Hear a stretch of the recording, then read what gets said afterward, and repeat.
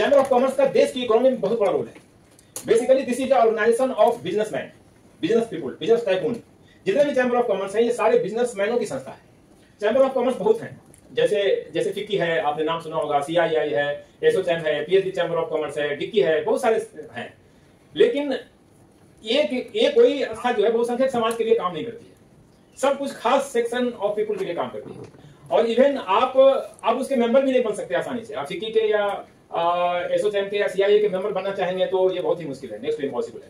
सरकार जब पॉलिसी बनाती है, सरकार जब अपना पॉलिसी तय करती है या बजट बनाती है, तो इन सारे चैम्बरों को इनवाइट करती है कि आप बताइए कि हम कैसी पॉलिसी बनाएं, किस सेक्शन ऑफ सोसाइटी के लिए क्या पॉलिसी बनाएं, कहां क्या प्रॉब्लम है।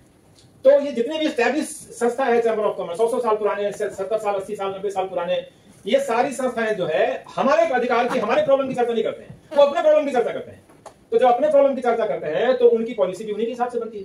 उन्हीं चैम्बर चाहिए था जो सबको रिप्रेजेंट करे। इस विचार से कुछ थिंक टैंक जो हमारे सम्मानित लोग हैं सोसाइटी के, उन्होंने सोचा कि एक ऐसी चैम्बर बनाई जाए जिसमें सबका सहयोग हो और सबकी एंट्री हो इसमें।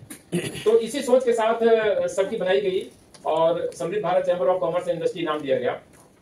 तो बेसिकली उद्देश्य ये है कि जब कल को सरकार पॉलिसी बनाए तो हम ये कह सकें कि सबकी जो है समृद्ध Bharat chamber of commerce and industry जो है ये एक majority of people of India को रिप्रेजेंट करती है। इसीलिए जब आप पॉलिसी बनाए, जब आप बजट बनाए तो हमें भी बुलाए। इंडस्ट्री है पूरी नाम, और ये एक सेक्शन 8 की कंपनी है, नॉन प्रॉफिटेबल ऑर्गेनाइजेशन। सेक्शन 8 की कंपनी एक्ट में रजिस्टर होती है भारत सरकार को, वो मिनिस्ट्री ऑफ कॉर्पोरेट अफेयर्स में। तो ये एक कंपनी है जो नॉन प्रॉफिटेबल काम करती है। नॉन प्रॉफिटेबल का मतलब हुआ हम प्रॉफिट के लिए बिजनेस नहीं करते हैं, हम कोई बिजनेस नहीं करते हैं, हम अवेयरनेस फैलाते हैं, हम लोगों को जानकार करते हैं, हम लोगों को अवेयर करते हैं फंडामेंटल राइट से, इकोनॉमिक जस्टिस से, और जो भी सरकार के प्रोविजन है उससे। तो हमारा ये काम है कि हम कैसे अवेयर करें सबको और सरकार तक आपकी बात कैसे पहुंचाएं। एक्चुअली चैम्बर ऑफ कॉमर्स बहुत हैं, जैसे फिक्की है, आपने नाम सुना होगा, CII है, एसोचैम है, PhD चैम्बर ऑफ कॉमर्स है, डिक्की है, बहुत सारे हैं। लेकिन ये कोई आदमी बहुसंख्यक, कोई संस्था जो है बहुसंख्यक समाज के लिए काम नहीं करती है, सब कुछ खास सेक्शन ऑफ पीपुल के लिए काम करती है। और इवन आप उसके मेंबर भी नहीं बन सकते आसानी से। आप फिक्की के या एसोचैम के या CII के मेंबर बनना चाहेंगे तो ये बहुत ही मुश्किल है, नेक्स्ट टू इम्पॉसिबल है। तो एक ऐसी चैम्बर चाहिए था जो सबको रिप्रेजेंट करे। इस विचार से कुछ थिंक टैंक जो हमारे सम्मानित लोग हैं सोसाइटी के, उन्होंने सोचा कि एक ऐसी चैम्बर बनाई जाए जिसमें सबका सहयोग हो और सबकी एंट्री हो इसमें। तो इसी सोच के साथ सबकी बनाई गई और समृद्ध Bharat chamber of commerce and industry नाम दिया गया।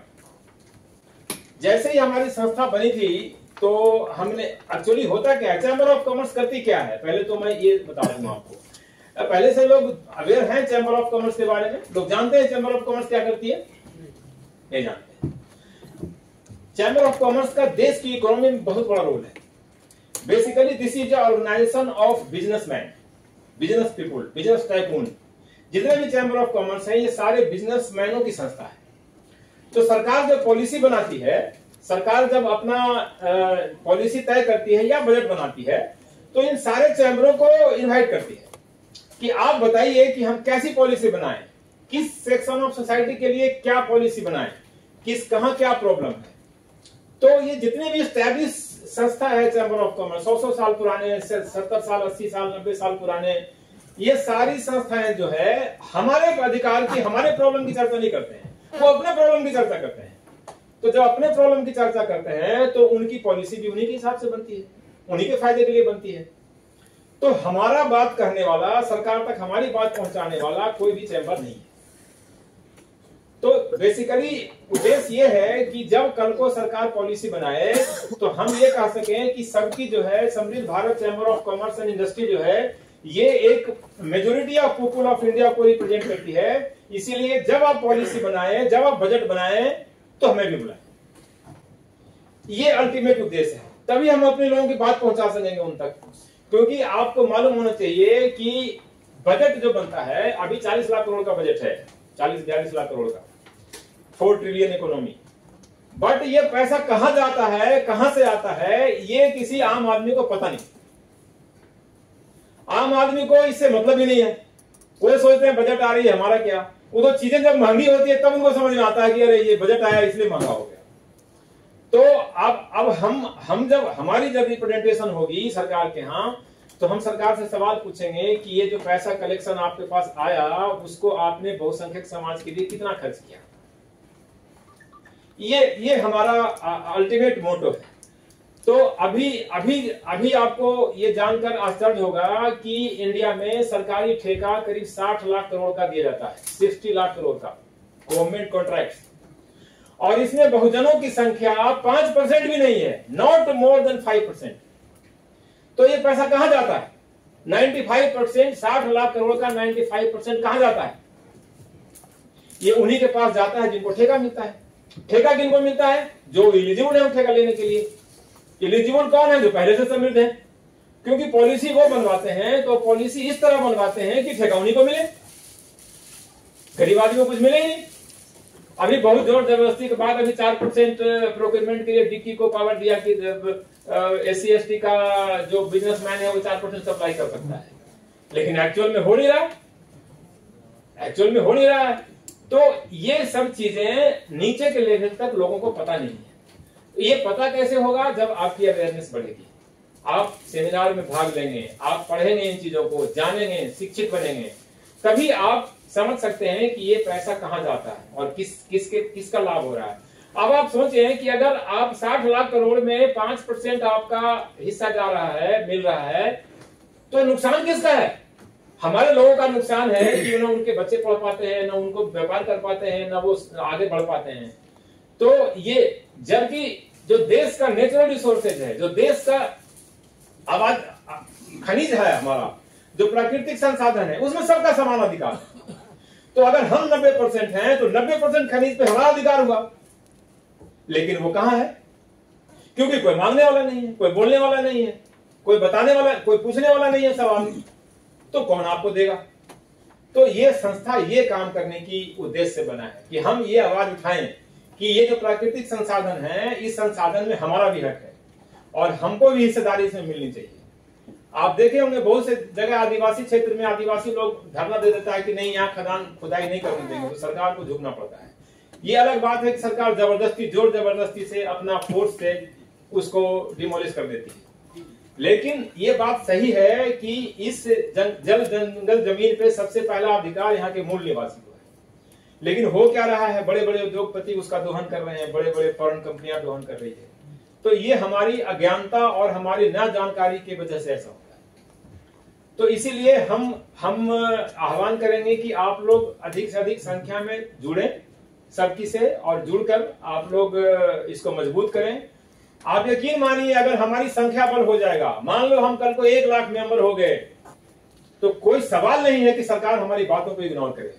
सरकार को हमारी बात सुननी पड़ेगी, क्योंकि हमारी संख्या, सरकार डरती है संख्या से, सरकार डरती है वोट बैंक से। अगर 1 लाख हमारे मेंबर होंगे तो उनके 10 लाख वोट हो जाएंगे। तो सरकार डरती है इस बात से कि अगर इनको हमने नाराज कर दिया तो हमारे वोट नहीं खराब हो जाएंगे। तो ये हमें मजबूती करनी है, मेंबर बनना है, किसी भी लेवल से मेंबर बनना है। अब हमारा मेंबरशिप 2 तरीके का है। एक तो है शेयर होल्डिंग मेंबरशिप और एक है non share holding membership. Non share holding membership में छोटे लोगों के लिए है, छोटे लोग जो छोटी छोटी बिजनेस करते हैं, जो छोटा छोटा व्यापार करते हैं। नॉन शेयर होल्डिंग मेंबर में 2 कैटेगरी है, एक 10,000 का, एक 3,000 का। एनुअल मेंबरशिप है, एनुअल फीस है, आपको साल का 10,000 रुपया देना पड़ेगा, और एक जो दूसरा है वो साल का 3,000 रुपया देना पड़ेगा। इससे क्या होगा आपको? देखो, छूटते ही सवाल पूछते हैं हमारा क्या फायदा है इसमें।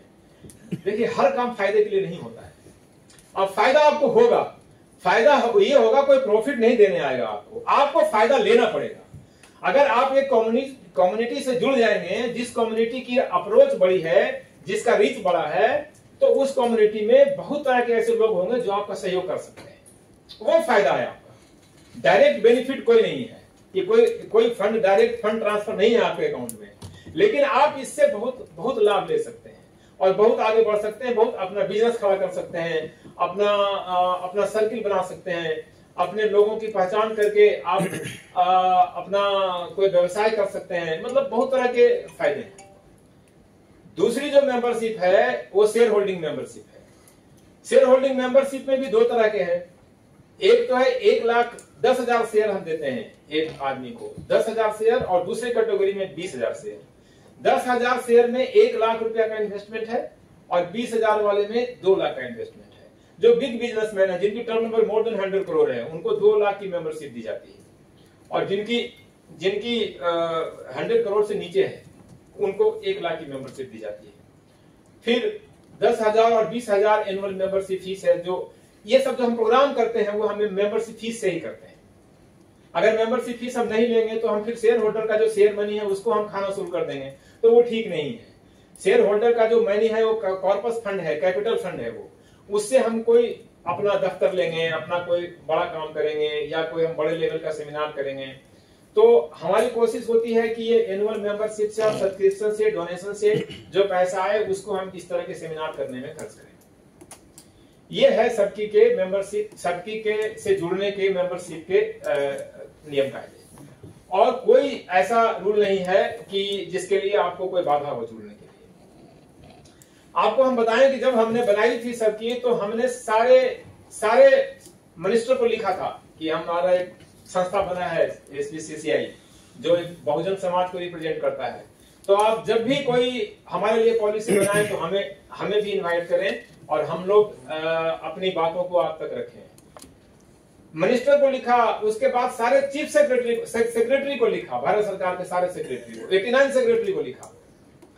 सब जगह से, कहीं से आया कहीं से नहीं भी आया। फिर हमने प्राइम मिनिस्टर को भी लिखा, राष्ट्रपति को भी लिखा, सबको लिखा। तो हमारा पर्पस ये था कि हम अपनी उपस्थिति दर्ज कर दें भारत सरकार के, कि हम भी एक संस्था है जो हम अपने लोगों की बात आप तक पहुंचाना चाहते हैं। तो हमारे पास SME मंत्रालय सबसे एक्टिव रहा है इसमें। MSME मंत्रालय से बार बार चिट्ठी आता है। जब भी कोई प्रोग्राम होता है तो हमारे पास इंफॉर्मेशन आती है कि यहाँ प्रोग्राम है, आप आइए अपना आदमी को, अपने डेलीगेशन को लेके। तो ये धीरे धीरे एक स्लो प्रक्रिया है। ये बहुत जल्दी कोई हमारे को माइलस्टोन अचीव होने की बात नहीं है, क्योंकि 100 साल से जो लगे हुए हैं वो अब सरकार से कंधा से कंधा मिलाकर चल रहे हैं। तो हम तो अभी पैदा ही हुए, हम तो 2 साल 3 साल हुआ है हमारा। तो 3 साल का बच्चा जितना कर सकता है उससे ज्यादा हम कर रहे हैं। हम कोशिश कर रहे हैं कि हम भी दौड़ें उनके साथ। इसमें आप सबका सहयोग रहेगा, और जब मेंबरशिप हमारी बढ़ेगी तब हम उनसे आंख में आंख मिला के बातें करेंगे। ये उद्देश्य है हमारा, ये पर्पस है। तो इसी पर्पस में आप सबका सहयोग चाहिए। और अगर इससे रिलेटेड किसी का कोई सवाल है कि हम कैसे जुड़े और हम आगे क्या कर सकते हैं, कैसे हम इसका वेबसाइट भी है हमारा sbcci.net.in। तो आप वेबसाइट पे भी सारी इंफॉर्मेशन देख सकते हैं जो हमने अभी तक किया है एक्टिविटी, और अभी जो आपको मेंबर बनना है, कुछ इंफॉर्मेशन लेनी है, तो वो वेबसाइट पे सब कुछ अवेलेबल है।